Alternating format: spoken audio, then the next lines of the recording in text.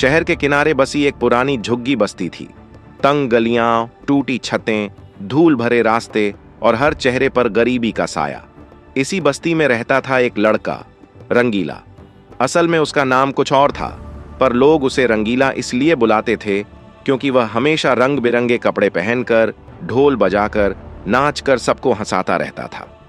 उसकी जिंदगी का सबसे बड़ा हथियार उसकी हंसी थी, लेकिन लोग यह नहीं जानते थे कि यही हंसी उसके दिल का सबसे बड़ा दर्द भी थी। रंगीला का घर छोटा सा था, मिट्टी का बना हुआ, जिसकी दीवारों में न दरारें थीं और न उम्मीदें। घर में 4 लोग थे, रंगीला, उसका बीमार बाप, घुटनों से टूटी माँ और उसकी छोटी बहन रानू। इन चारों की जिंदगी एक ही धड़कन पर चलती थी, रंगीला की हंसी पर। अगर वह हंसना छोड़ देता तो घर एक पल में सूना पड़ जाता। उसका बाप कभी मजदूर था, मजबूत हाथों वाला, लेकिन अब बीमारी ने उसे चटाई से बांध दिया था। हर खांसी के साथ लगता था जैसे उसकी सांसें टूट रही हों। वह रंगीला को देखता और कहता, बेटा, तू बहुत हंसता है, लेकिन तेरी आंखों में मेरी थकान दिखाई देती है। रंगीला जवाब में मुस्कुरा देता, ताकि उसका बाप न समझ पाए कि उसकी बात कितनी सही है। उसकी माँ का शरीर रोजमर्रा के कामों और वर्षों की भूख से कमजोर हो चुका था। उसके पांव दर्द से सूज जाते थे, लेकिन वह अपने बेटे को हमेशा दुआ देती, खुदा तुझे खुश रखे रंगीला, तू हमें हंसा देता है, वरना यह जिंदगी हमें कब का खा जाती। वह नहीं समझ पाती कि जिसे वह खुश रहने की दुआ देती है, वही रात को अपनी तकदीर को कोसता है। उसकी छोटी बहन रानू इस कहानी का सबसे मासूम हिस्सा थी। उसका सपना था पढ़ना, आगे बढ़ना और एक दिन डॉक्टर बनना। उसकी कॉपी पुरानी थी, पेंसिल आधी टूटी, पर उसकी उम्मीद पूरी थी। वह अक्सर पूछती, भैया, क्या हम कभी अमीर होंगे? रंगीला उससे हंसकर कहता, अमीर? हम तो पहले ही अमीर हैं, हमारी हंसी सबसे बड़ी दौलत है। लेकिन जैसे ही वह पीछे मुड़ता, उसका चेहरा अपनी ही बात का मजाक उड़ाता था। हर सुबह रंगीला ढोलक उठाता और बाजार की ओर निकल जाता। उसकी कमाई नाच गाने पर निर्भर थी। कभी लोग उस पर सिक्के फेंकते, कभी मजाक उड़ाते, कभी तिरस्कार करते। कुछ कहते, यह हंसी बेचकर रोटी खाता है, तो कुछ कहते, गरीबों की खुशी भी मजाक बन गई है। रंगीला सब सुनता था, लेकिन जवाब में वही करता जो दुनिया उम्मीद करती। वह हंसता था। उसकी हंसी लोगों को खुश कर देती, लेकिन उन्हीं आवाजों से वह अपने दर्द को और गहरा महसूस करता। उसकी कमाई इतनी नहीं थी कि वह अपने घर का बोझ सही मायने में उठा सके। कभी कभी घर में आटा खत्म हो जाता, दवा नहीं आती और रात को खाली पेट नींद करनी पड़ती। मगर वह अगले दिन फिर वही करता, हंसता और दूसरों को हंसाता। रंगीला की रातें उसके दिन से बिल्कुल अलग थीं। दिन में जो लड़का हंसी का फव्वारा लगता था, वही रात को घर की छत पर बैठकर आसमान से सवाल करता, या खुदा, मैं सबको हंसी देता हूं, पर मेरे घर में खुशी कब आएगी? वह चुपचाप तारों को देखता, जैसे उनसे उम्मीद करता कि कोई तारा टूटे और उसकी जिंदगी बदल जाए। मगर आसमान हमेशा की तरह खामोश रहता। रंगीला कभी किसी से अपनी तकलीफ नहीं कहता था, क्योंकि वह जानता था, जो हंसाने की आदत डाल लेता है, लोग उसके रोने पर यकीन नहीं करते। रंगीला को हंसते हुए देखकर बस्ती वाले कहते, यह लड़का जितना गरीब है उतना ही खुश भी है। लेकिन सच्चाई यह थी कि वह गरीब नहीं था, वह मजबूर था। उसका दिल बहुत बातें कहता था, लेकिन उसकी हंसी सबको चुप करा देती थी। वह अपने परिवार की हिम्मत था। अगर वह टूट जाता तो घर भी गिर जाता। इसलिए वह हर आंसू को गले में दबा लेता और दुनिया के सामने रंगीली हंसी पेश कर देता। रंगीला की जिंदगी का यही एक सवाल था, कब तक वह अपनी तकदीर को ढोल की थाप में छुपाकर रखेगा? कब तक वह दूसरों की हंसी का बोझ ढोते हुए अपने सपनों को नजरअंदाज करेगा? कब तक वह अतीत और गरीबी की जंजीरों में जकड़ा रहेगा? उसे नहीं पता था कि उसका कब तक अब खत्म होने वाला था। वक्त उसके लिए एक रास्ता बनाने वाला था। किस्मत उसे एक ऐसे मोड़ पर ले जाने वाली थी जहां से उसकी पूरी दुनिया बदल जाएगी। उसे यह एहसास नहीं था कि यह हंसी, यह गरीबी, यह इंतजार सब एक बड़ी कहानी का हिस्सा थे, और यह कहानी शुरू हो चुकी थी। बस अगले अध्याय का दरवाजा खुलना बाकी था। रंगीला की जिंदगी वैसे ही चल रही थी। दिन भर हंसी, रात भर खालीपन और बीच में बेबसी की आग। लेकिन किस्मत का पहिया कब घूम जाए कोई नहीं जानता। जिस रात उसकी जिंदगी बदलने वाली थी, वह रात भी किसी और दिन की तरह ही शुरू हुई थी, मगर उसका अंत ऐसा हुआ कि पूरी बस्ती आने वाले वक्त में उस दिन का नाम याद रखे। उस शाम आसमान अचानक काला पड़ने लगा। हवा में घबराहट थी, जैसे किसी अनदेखी मुसीबत का पैगाम उड़ रहा हो। पेड़ झुकने लगे, खिड़कियां हिलने लगीं और बस्ती में लोग जल्दी जल्दी अपने घरों की ओर भागने लगे। एक बूढ़ा आदमी बोला, आज की हवा ठीक नहीं लग रही, अल्लाह खैर करे। रंगीला उस वक्त बाजार से लौट रहा था। उसके कंधे पर ढोल थी और जेब में कुछ सिक्के। जब आसमान में पहली बिजली चमकी तो उसका दिल भी थोड़ी देर के लिए कांप गया, जैसे किसी अनजाने इशारे को पहचानने की कोशिश कर रहा हो। कुछ ही पलों में हवा आंधी बन गई। फिर जैसे किसी ने आसमान में छेद कर दिया हो। बारिश नहीं, पानी की दीवारें गिरने लगीं, बस्ती की मिट्टी बहने लगी, घरों में पानी घुसने लगा और लोग चीखने लगे। रंगीला को घर जाना था, पर वह जानता था कि इस हालात में उसके घर के लोग डरे होंगे, मगर वह पहले दूसरों की मदद में जुट गया।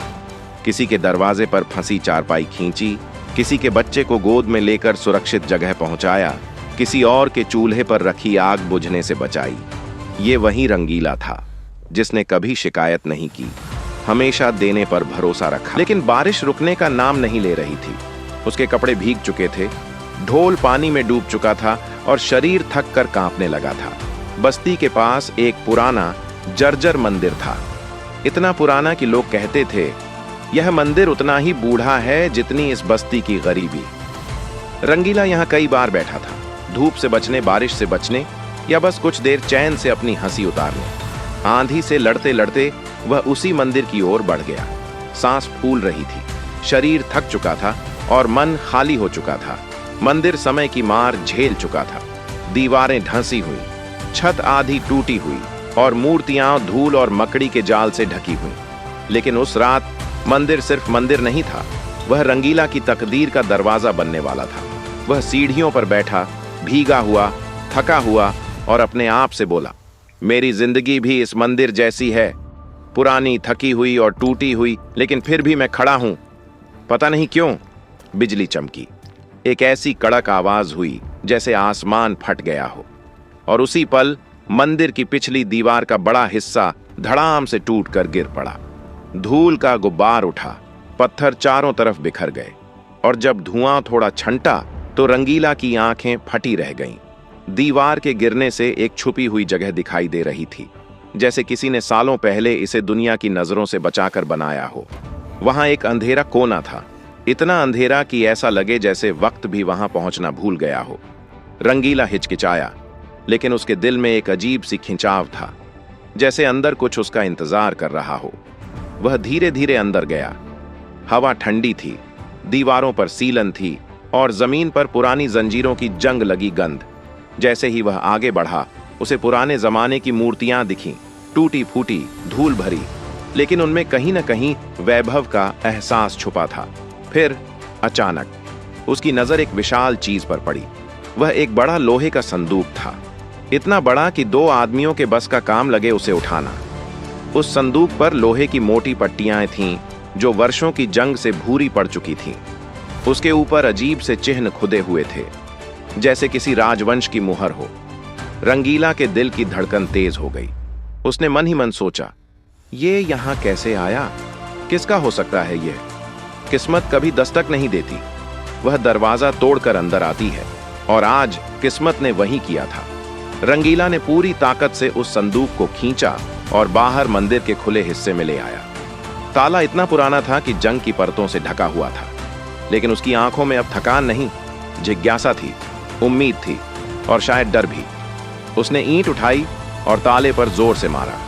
पहला वार, कुछ नहीं हुआ। दूसरा वार, ताला हिलने लगा। तीसरा वार, ताला टूटकर जमीन पर गिर गया। रंगीला ने एक पल रुककर सांस ली। उसका दिल किसी ढोल की तरह धड़क रहा था, मगर इस बार वह दूसरों को हंसाने के लिए नहीं थमक रहा था। यह उसकी खुद की किस्मत की ताल थी।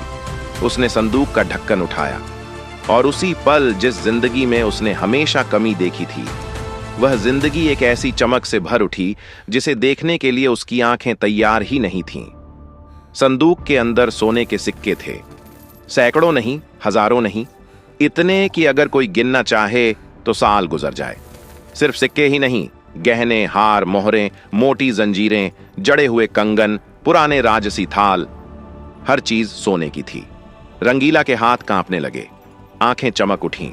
उसके होठों से सिर्फ एक शब्द निकला, या खुदा। वह अपनी किस्मत पर यकीन नहीं कर पा रहा था। उसे लगा जैसे सदियों का इंतजार खत्म हो गया हो, जैसे उसकी हर रात, हर दुआ, हर हंसी आज जवाब पा चुकी हो। कुछ देर तक वह चुपचाप बैठा रहा, उस खजाने को घूरता हुआ, अपने ही सवालों में खोया हुआ। ये सब मेरा है, ये मेरी गरीबी को खत्म कर सकता है, मेरे घर में खुशियां लौट सकती हैं, रानू स्कूल जा सकती है, अब्बा की दवा, मां का इलाज, सब हो सकता है। उसकी आंखों में पहली बार उम्मीद का रंग दिखाई दिया। उम्मीद जितनी खूबसूरत होती है, डर उतना ही गहरा होता है। रंगीला को एहसास हुआ, खजाना मिलना आसान है, उसका बोझ उठाना मुश्किल। सोना सिर्फ दौलत नहीं था, जिम्मेदारी था, और जिम्मेदारी कभी अकेले नहीं आती।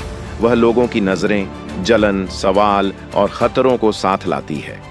वह डर गया, यह सोना उसकी जिंदगी बदल सकता है या उसे खत्म भी कर सकता है।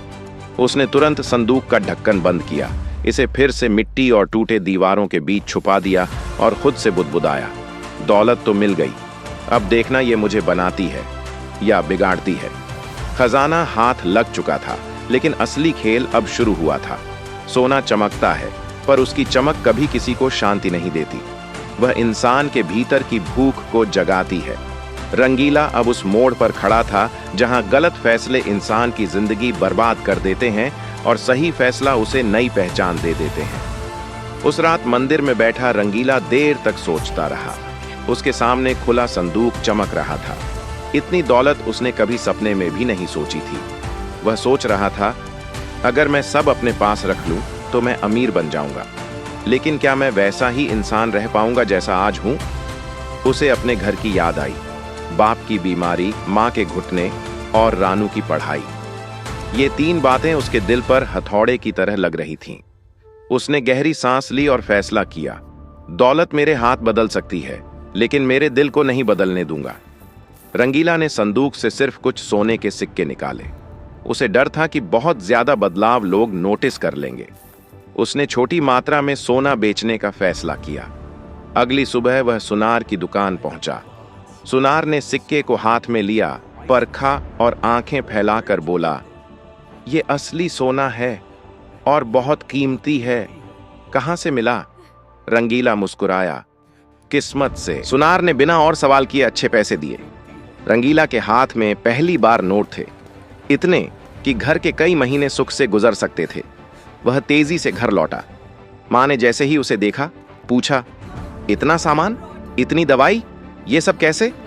रंगीला ने कहा, अम्मी, ऊपर वाले ने सुन ली। बाप ने दवा ली, मां ने रोटी बनाई, रानू ने मिठाई खाई, और उस रात उनके घर में पहली बार संतोष की खुशबू थी। लेकिन यह सिर्फ शुरुआत थी। रंगीला अब पहले जैसा नहीं था।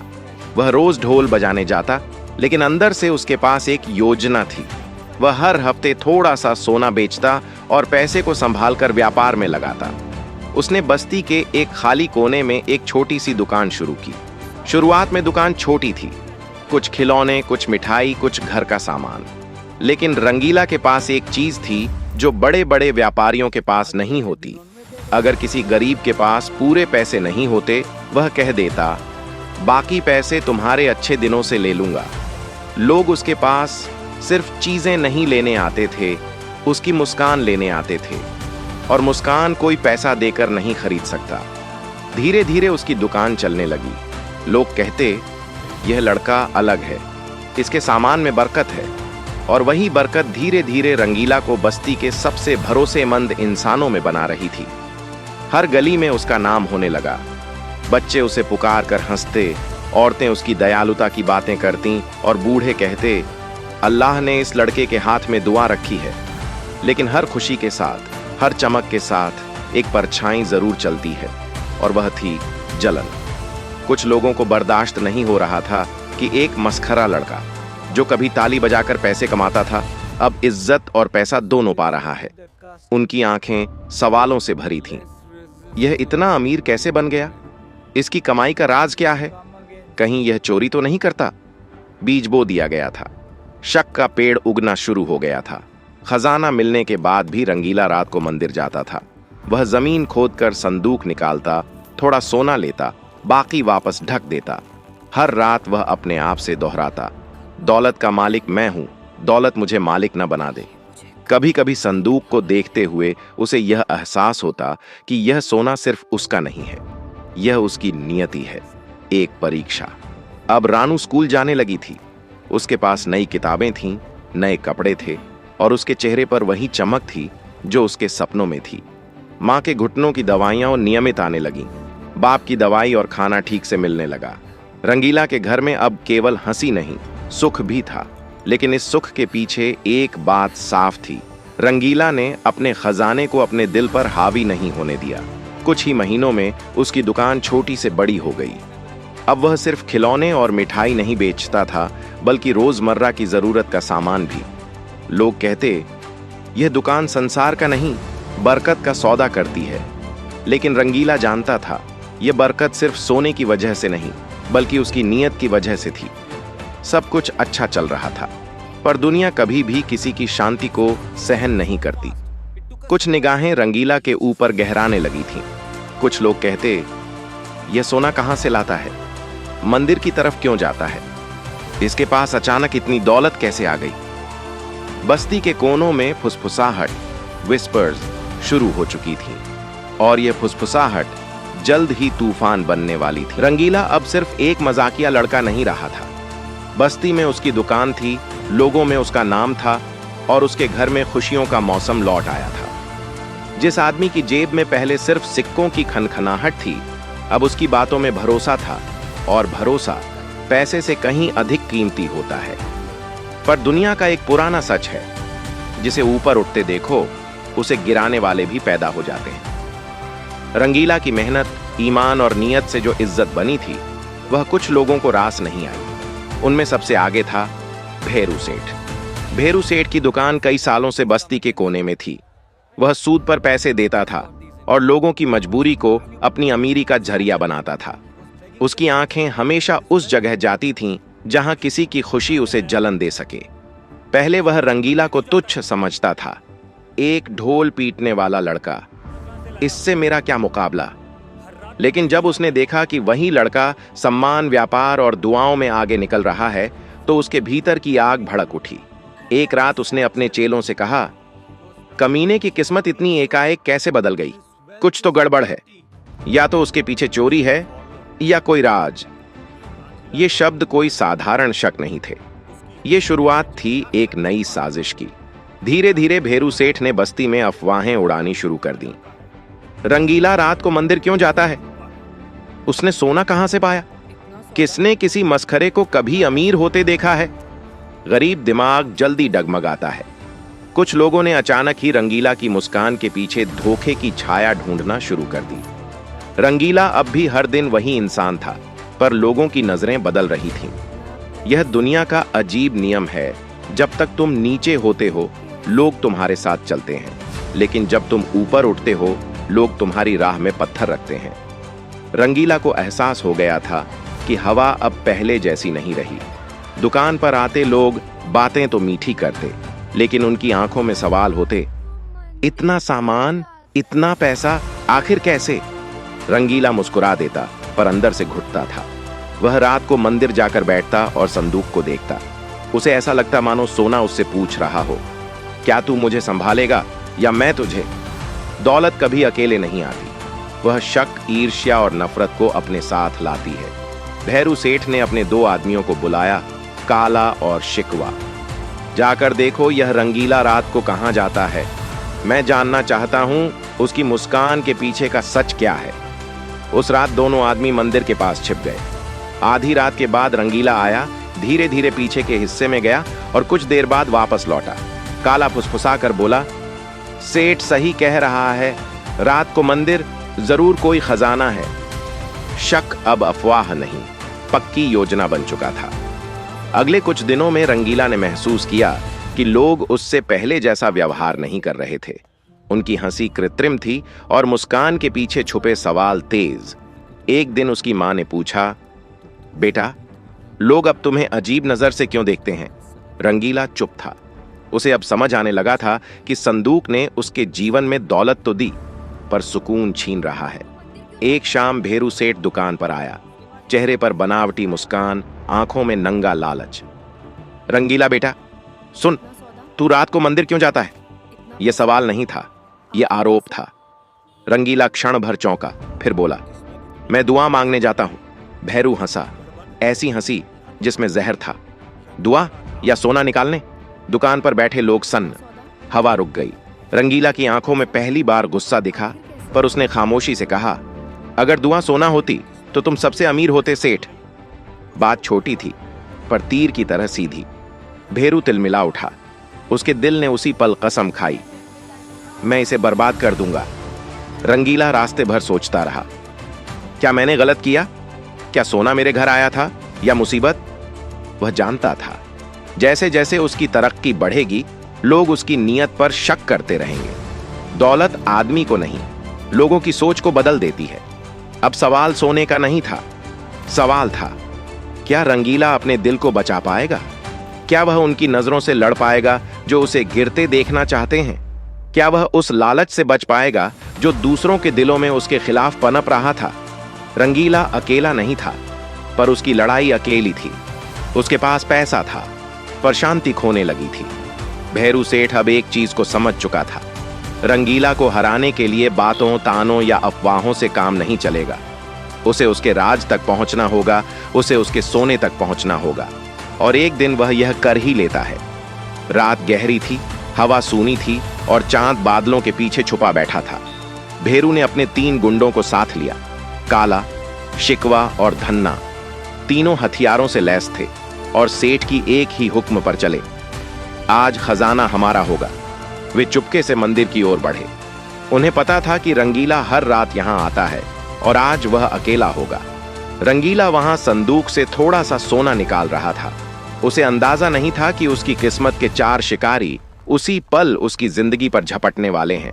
जैसे ही रंगीला मुड़ा, उसने चारों को सामने खड़े देखा।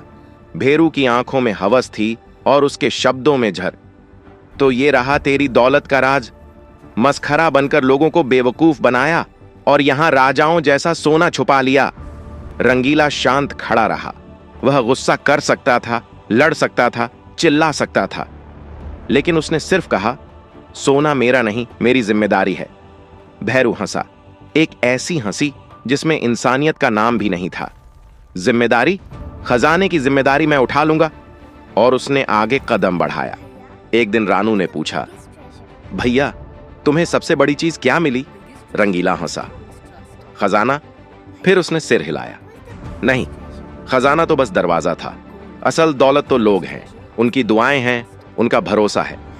ब्रूनो उसके पास बैठ गया, जैसे वह भी यही कह रहा हो। दौलत जेब में अच्छी लगती है, दिल में नहीं।